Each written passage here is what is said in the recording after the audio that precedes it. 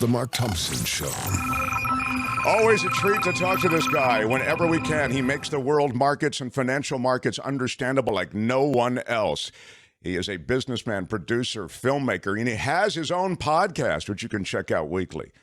Truth or Skepticism on Tasty Live. He's with us now, though. Dylan Ratigan. Come on, Dylan. How are you? Nice I'm to well. see you. It's great to have you in the mix, and Kim and I were both looking forward to talking to you. Now, I want to remind everyone, when you were here last, it was around the SVB failure and the government intervention. And you had made the point that you thought the intervention, the backstopping was smart, but that the leverage that the government had at that time, because the government money was needed, was lost. In other words, the regulatory agencies and the regulatory structures didn't exact any kind of managerial concessions on the part of these banks as they came in to backstop them. Isn't that's essentially what you were saying? That's it. And in essence, that has been that they've been very consistent and disciplined in bank resolutions since 2008 to ensure that financing is always available one way or the other, and that governance change is limited or postponed into a watered down piece of legislation like Dodd-Frank years ago, and then nothing since. And this is just an example where there was basically there was no legislative change. I think they raised the insurance premium on FDIC for the banks. Yeah. But it doesn't change any of it. It just raises the cost of doing business. It doesn't change the way business is done. And they had to intervene, was your point, because the alternative is real problems. Yeah, I just have you as think of it as a hostage situation where I've got your firstborn child, and you have unlimited money available. You can either pay, or you lose your kid. So you're always pay, even if you're yelling and screaming. Sure. And so that's because the banks control the available flow of credit to all the flow of payments. So if I have the ability, if I say, listen, if you don't do what I want, the flow of payments will be severely disrupted. People's availability of flow of payments, people's availability of credit to buy houses, to build businesses, to do whatever is going to be fundamentally altered if you don't pay. And so then the government pays, whether it's not just Switzerland pays, everybody pays. They always pay. The discussion about paying is always a red herring. The question is, what are you going to negotiate? When you pay, what will your terms be? And that's the conversation that's never had, because we pretend to talk about, will they pay? Same thing with the debt ceiling now. They're going to pay. I was just about to ask you. So, and how do you decode that? Discussion of the term sheet. It's nonsense. America's executive and legislative branch is administered over by the least competent group of executives of any large organization in the country. So I would take the management team at any organization with more than 100 employees that is existing in this country, and they will do a better, or 1,000 employees, and they will do a better job than the existing Congress. Because primarily because the political system is designed to self-select for people who are specialists at character assassination, duplicity, and fundraising. And so the people that are the best character assassins, the most duplicitous, and the best at fundraising are the ones who win in the primaries in the political system. And those people are great at those things, impressive, like incredible, especially at the top presidency level. But they have no executive competency whatsoever. And if you're going to be allocating budgets and allocating strategy, whether it's domestic policy and housing or healthcare, or whether it's foreign policy in Ukraine or whatever, you need an executive who can allocate, test, scale, and adapt budgets, all budgets. That's what a CEO does. That's what its president does. Musk said this recently very well, I thought. And none of that exists. And so the debt ceiling they're mindless. It's just a political toy to argue about. Right. It doesn't. From a fundraising prop. What are they? They're character assassins, fundraising, and duplicity. So to apply to the debt ceiling, I can assassinate character. It's your fault. We're going to default. It's your fault. They're not going to get health care. It's your fault. It gives me assassination fuel, lumber to chew on. Send it to my social media people. It gives me the opportunity to do fundraising, stop the Democrats or stop the Republicans. They're going to tank the economy. Number two. And then number three, duplicity. I'm going to represent this moral, and then you're going to sign the deal with them. Trust me, you're going to sign the deal. The new politics of America, which I think is associated increasingly with political brands that are individuals making brands. I'm talking about like Marjorie Taylor Greene, for example, or the Lauren Boebers, or whatever. They're these sort of firebrand politicians that seem more concerned with their personal political brands, I guess is my point, than perhaps the crafting any kind of. You have a whole generation. You have that woman you mentioned. There's a woman in Arizona. We don't have to name her. Right. There's a woman from the Bronx. We don't have to name her. And I don't mean to be picking on the girls. There's some boys from Florida that come to mind. Yeah. And that's because generationally, they're quite candidly younger than any of us are. Mm-hmm. And they're more savvy to the fact that there is a sovereign media platform that is revenue generating if you manage a personal profile against a social media inventory of some kind, YouTube and websites and messaging. And those people are some of the best in the world at it. But again, now you're selecting for people that are great sovereign social media content producers and monetizers and crowd creators. Again, not necessarily legislators. America has the benefit of being the deepest and most robust capital market in the world, and still the best contract law. Like, you don't want to get too down on this country because it has an intrinsic advantage in terms of the pure depth of liquidity. Nothing like it on earth. But it's startling to see such a deep and liquid and fantastic educational and financial system at its essence, in terms of what, at least comparatively, for all of its problems, to be administered by a bunch of fools. With two, I mean, it's just, and the only reason that's possible, that you're just predominated by abject incompetence across the total platform, is because you have a closed system that's been designed by those who inhabit it to create a restrictive structure to prevent access, to preserve it for those incompetent people at the expense of everybody else. And I think that everybody, even if they don't use my words to say it, I bet you if you asked 8 of 10 Americans and said, do you think that the best people that are being selected for political leadership in America, I think 9 out of 10 would say no. Oh, I would agree completely. I mean, that has to be true. In fact, if you just look at the legislative agenda, it doesn't reflect the people's voice. It doesn't reflect the priorities of the people. But it doesn't even reflect a process. I mean, for all the warts about any of these private companies, whether it's Tesla or whether it's Apple or whether it's, Ford Motor Company, it could be Coca-Cola in Atlanta, and you walk in and take a random sampling of 100 or 500 people in one of those organizations, and you're guaranteed to get better problem-solving processes and communication processes within teams to create projects and solve them than you'll ever see in the U.S. government, when the whole thing is supposed to be committees, teams, to solve problems, right? Like, the whole government is team building. You're like, oh, now this team does this. You do judges. You do this, right? And I guarantee you the teams at Apple or Coca-Cola or wherever perform much better than the teams that work for the U.S. government.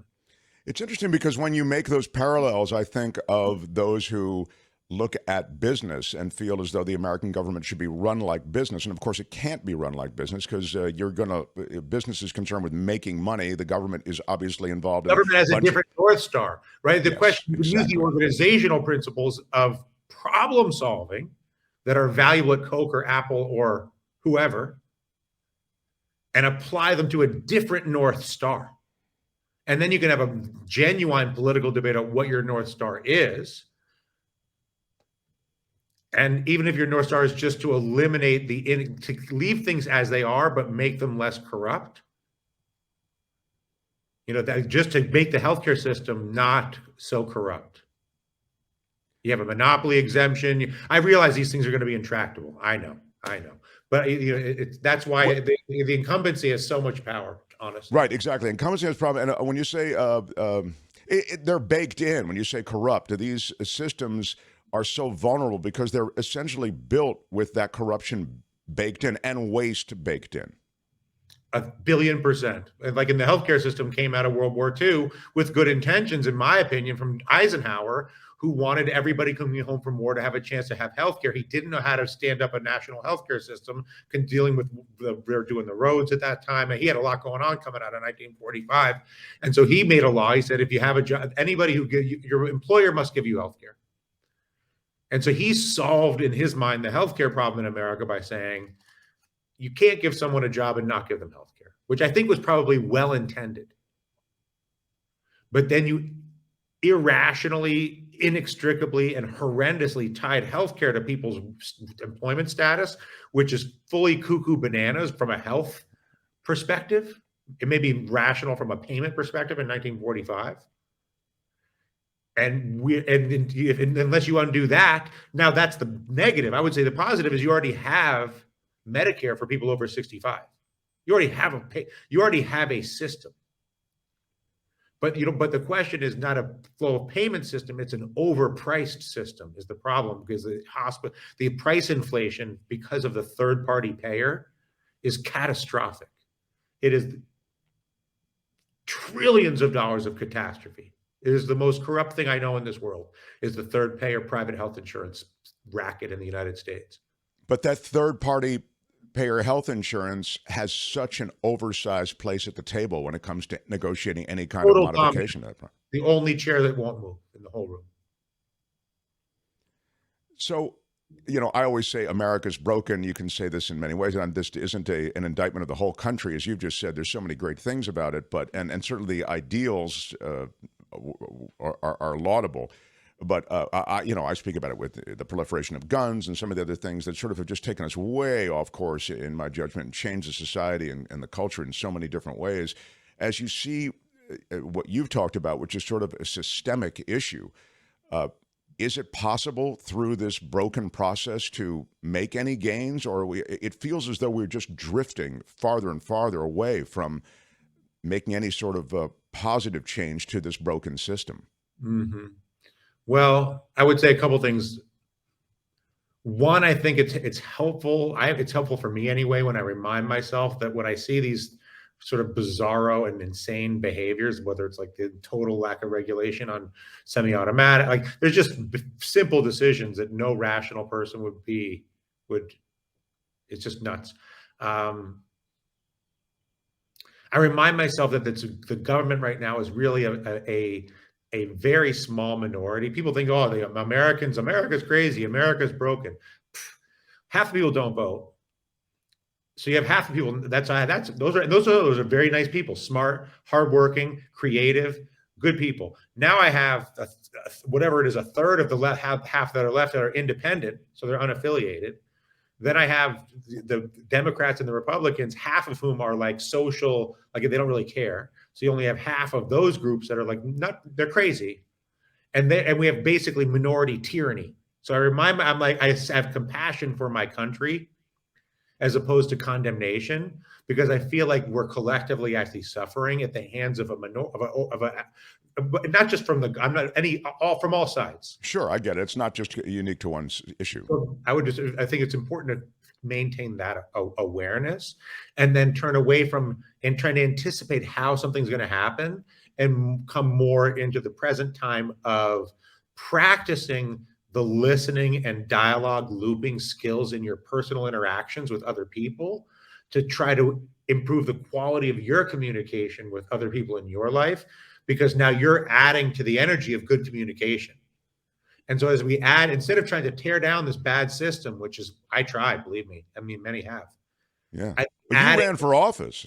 I ran for office. I ran 3 years on MSNBC as an advocate of political reform and all these issues analysis. I wrote a book of the same. I mean, I really was invested, and I think I was wrong I think I was correct in my analysis, but I think that the methodology of maximalist advocacy or conflict is appealing but ineffective, at least in my case. And so I think that the more that I can practice good communication in every interaction that I have, big public ones or private ones, that's the most valuable thing that can be done at this moment in the predicament. Which is I'm a little depressed by that, actually, because I feel like you're one of the best communicators I've ever met or seen. And if you were frustrated by all these different modalities of communication that you tried, legislative, mass comm. I remember I did like a 3-year thesis. I was like, I'll go on every day. I'll do an hour a day or 2 hours a day, 5 blocks. I'll lay it out. We'll bring the guests. We'll lay the thing. We'll do the thing, whatever it is. Yeah. And then when that doesn't work, we'll run some events. We'll do the things, and then I'll do a podcast, and then we'll do a deal. We'll do a big fancy book deal and promote it on all the big shows and all the things. Right. And so my conclusion was not that they do not, my prior thought was they don't really understand the system. They don't know what they're thinking about fundraising, character assassination, and duplicity. They don't even understand the interests in the rabbit hole of these systems, nor care. And so my thought was, oh, if I just explain it in the obvious misaligned interests in this system between the patients and the doctors, or the students and the teachers, or all these systems that are sort of binary between the customer, whether it's the child or whether it's the patient or whether it's the student. And my at the end of it, I felt, no, they do understand. I thought they didn't understand the problem, and if they understood the problem, they would then migrate towards a better solution. Which is naive and stupid on my part. I'm ashamed to admit it. And so but the upshot of it is that they for sure do, or they either do or they could, if they chose and wanted to understand these problems, and they either do understand them and don't want to deal with them, which is common, or they don't even want to understand them. They don't understand that because the system is working the way they want it to, or I'm here to accumulate power. I'm pick your favorite politician. Exactly. Okay, right. I'm going to raise as much money as possible. I'm going to vilify as many as people as possible, and I'll be as effectively duplicitous as possible to elevate my influence. And if it's the debt ceiling, or if it's healthcare, if it's help gay, it could be I don't really care. You want me to be for it? You want me to be against it? Like, it's a content strategy meeting. And you're like, oh no, I think you're going to have to be for it. You're like, okay, for it we are. Let's spin it up. And there's no, and where the voters relate through some sort of a moral belief. They're like, well, this person believes what I believe, and so like they resonate with their vote. Like, that person is like me, or that belief. But that's being overtly manipulated in a way that is unfortunate. Well, I think even now people understand that what is articulated by various politicians or wannabe legislators doesn't necessarily reflect their personal beliefs. Donald Trump might be the head of that parade, and your relationship then with somebody like that is transactional. I think the Christian right, for example, has a transactional relationship with Trump and many of the right wingers who may not really believe. It's like the mullahs in Iran, who go home and drink and have stripper parties or whatever. I mean, it doesn't reflect personal belief as much as it does a policy, and on a political level, it's transactional, I would suggest. I want to ask you about, in our last minute or so, or a couple of minutes, I want to ask you specifically about what's going on now with the Fed. I wonder if you can just explain again where we are in this inflationary thing, and give us a moment on the Fed and Fed policy. And let me just say this last thing. You really make me think of it when you talk about competence, because I think of these Fed people as like knowing more about the markets and about finance and economics, and as a result, at least those people know what they're doing. Now, fill me in on the realities. Yeah, I mean, first of all, I don't know, because I haven't been in that building and talked to those people in years. I mean, there have been, but I guess so. I want to be careful about that. But what I would say, but they are important, right, Dylan? The advantage of the governors of the Federal Reserve, that's different between them and you, or anyone who's not them, is they have an extremely large latitude and budget to mandate and scope research on economic activity. So they can sit in a meeting and say, well, if we just knew, how many FedEx packages per day are moving through Denver, like that's a great indication of how the U.S. economy is running, or how many UPS packages, or how many good, million gallons of natural gas or diesel fuel, or some core, electricity kilowatt hours. And so that's what the difference between the Fed and everybody else is. They have the ability to summon both individual data sets like that, as well as integrated data sets like that. And then I'm sure they got AI and layers, right? Where you're like, oh, we can predict. I would say despite all of that, so let's say you have 12 smart or very smart people who have the best, at least data scoping and acquisition mechanism for economics of anybody on earth. Still, if you look at the short-term overnight lending rate as a future that trades in Chicago, that's a publicly traded security that speculates on what the Federal Reserve is going to do with interest rates. So you have one rate in Chicago that's a market rate that says we think rates are going to stay at 5% or 3%. We think they're going to raise. We think they're going to lower. We think we're going to do this. We think they're going to do that. And then you have 12 people with ultimate data scoping. And the interesting thing is that Chicago market rate changes before they make a change at the Federal Reserve. My point is, people think the Federal Reserve is setting interest rates. The marketplace is looking at the same. Marketplace has scoping data as well, and they might be better at scoping electricity or natural gas or FedEx packages or hiring rates or whatever the data is. And they believe that their data scoping is better than the Federal Reserve's and that they're better at anticipating what the Federal Reserve will do. And that actually has proven to be true. And so by that metric, rates are calming. Rates are coming. Mortgage rates are lower than they were for the consumer from 3 or 4 or 5 months ago. And you're really in a period of still not knowing. You know, it's their greatest weapon to raise rates or to at least wait and leave rates high is unemployment. As long as people have jobs, they can fund the cash flow of those payments. But when you have high rates or high inflation or both, and you have rising unemployment, then you have some more challenging decisions. And America at this point has been fortunate not to arrive at that point yet. Long way of my saying, Mark, rates are coming in a little bit, but the market knows better. Market knows better. I'd love to. We're out of time, but I wanted to. You mentioned jobs. The changing face of the American worker, the way that side hustle jobs are increasingly the way you make a living because employers are loath to hire full-time employees because they can avoid benefits by part-timing everybody.